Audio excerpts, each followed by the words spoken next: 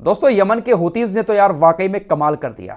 जो कहते हैं वो करके दिखाते हैं। रोजाना एक ना एक जहाज को वो लोग निशाना बना रहे हैं। लेकिन अभी अभी एक बहुत बड़ी खबर आ रही है। अभी अभी यमन के हुतीज ने एक ऐसे जहाज को निशाना बनाया है जो बहुत सारा माल लेकर इजराइल के अंदर आ रहा था। कंटेनर जहाज था, बहुत सारा माल इजराइल का लेकर आ रहा था। यमन के हुतीज ने उस जहाज को लाल सागर में रास्ता बदलने पर मजबूर कर दिया। दरअसल अभी लास्ट वीडियो जब मैंने डाली थी तब मेरे पास यह खबर आ चुकी थी। यूकेएमटीओ ने इस बात की जानकारी दी थी कि अभी अभी हमें लाल सागर में एक और जहाज पर हमले की खबर मिली है। हमारी जो टीम है वो इसकी जांच कर रही है, लेकिन अब कंफर्म हो चुका है। अल जजीरा ने यमन के सूत्रों के हवाले से अब इस बात को कंफर्म कर दिया है कि एक बहुत बड़े कंटेनर जहाज को यमन के हुतीज ने रास्ता बदलने पर मजबूर कर दिया और उसको यमन बंदरगाह पर जाने का आदेश दिया। और अब यह कंटेनर जहाज सारा माल लेकर यमन की बंदरगाह की तरफ जा रहा है। तो इजराइल को एक बार फिर से बहुत बड़ी चोट यमन के हुतियों ने लाल सागर में दी है। रोजाना एक ना एक जहाज को ये लोग निशाना बना रहे हैं, क्योंकि लाल सागर वो जगह है जहां पर रोजाना बहुत सारे जहाज गुजरते हैं। इजराइल के अंदर जो सामान आता है ज्यादातर वो समुद्र के रास्ते ही आता है। तो ऐसे में अब इजराइल की हालत बहुत ज्यादा खराब हो रही है। खुद वहां की मीडिया भी अब इस बात को मान रही है कि हां, इस जंग में अब हम यमन के हुतीज के आने से हार चुके हैं।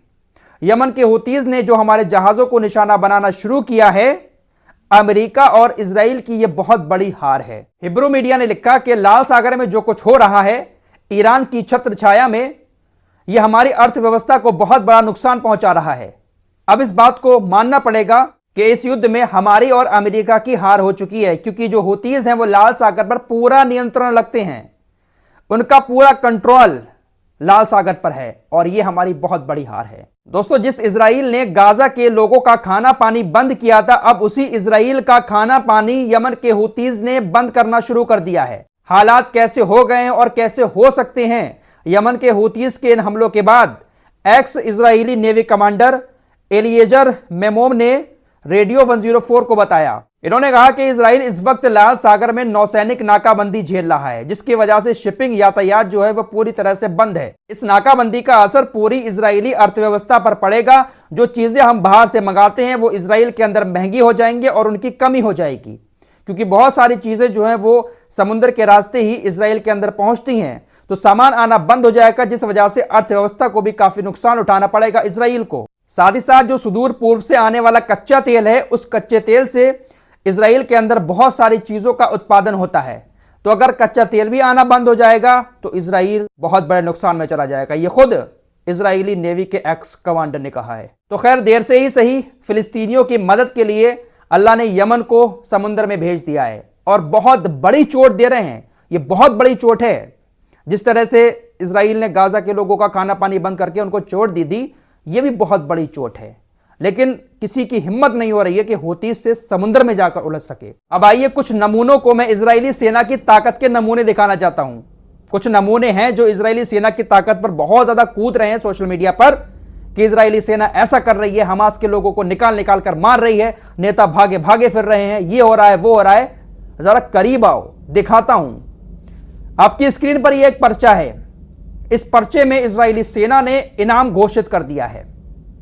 इजराइल डिफेंस फोर्सेस, इजराइल की मोसाद एजेंसी या कुछ और भी इंटेलिजेंस एजेंसी इजराइल के अंदर हैं, अभी तक हमास के टॉप लीडरों का पता नहीं लगा पाई हैं। यहया सिनवार, इनके ऊपर $4 लाख का इनाम घोषित कर दिया है। मोहम्मद सिनवार, इनके ऊपर $3 लाख का इनाम। Khan Younis brigade commander Rafa Salama, इनके ऊपर $2 लाख का इनाम। मोहम्मद डेफ, इनके ऊपर $10,000 का इनाम। जो कोई भी इन कमांडर्स का पता बताएगा, यह एक लालच दिया है इजरायली सेना ने फिलिस्तीन के लोगों को, उसको इतना इनाम दिया जाएगा। ये पर्चे गाजा में फेंके हैं इजरायली सेना ने। तो ताकत तो बची नहीं है, ना ही इतनी इंटेलिजेंस एजेंसी काम कर रही है कि उनको ढूंढ कर निकाल सके। भाई है तो वो गाजा के अंदर ही। सोचने वाली बात है, इतनी बड़ी एजेंसी जो कहती थी कि दुनिया के हर कोने में हमारा एक एजेंट मौजूद है और दुनिया के हर कोने से हम किसी को भी निकाल कर ले आएंगे, गाजा में पूरी लश्कर हथियारों के साथ पड़ा हुआ है, लेकिन एक बंधक को नहीं छुड़ा पाए, नेताओं तक नहीं पहुंच पाए। अब इनाम देने का लालच दे रहे हैं। देख रहे हो भाई नमूनों, कितनी ताकतवर है तुम्हारी ये इजरायली सेना। अरे अब तो कुछ हक की बात कर लो सोशल मीडिया पर। दिन रात अभी भी इजरायली सेना के गुणगान कुछ लोग किए जा रहे हैं। दोस्तों, गाजा को लेकर इजराइल और इजराइल के जो साथी देश हैं, साथ ही साथ कुछ संगठन हैं, इस वक्त जिस तरह का रुख अपनाए हुए हैं, इसको लेकर बेल्जियम के एक नेता हैं, उन्होंने एक बैठक में बहुत गुस्से में कहा, यूरोपीय संघ के ऊपर काफी गुस्सा निकालते हुए कहा कि जब ये सब जो गाजा के अंदर हो रहा है, ऐसा सब जब यूक्रेन के अंदर हो रहा था तो सब छाती पीट रहे थे। रूस यूक्रेन के साथ जो कुछ कर रहा था उसको हर कोई नरसंहार बता रहा था, कत्लेआम बता रहा था, लेकिन वही अब गाजा के अंदर हो रहा है तो उस कत्लेआम का यूरोपीय संघ सपोर्ट कर रहा है और इजराइल के साथ खड़ा हुआ नजर आ रहा है। बहुत सही बात कही है यार। यूक्रेन वाले मामले में यूरोपीय संघ रोजाना छाती पीटता था। यूरोपीय देशों का एक संगठन है यूरोपीय संघ, सुना होगा आप लोगों ने।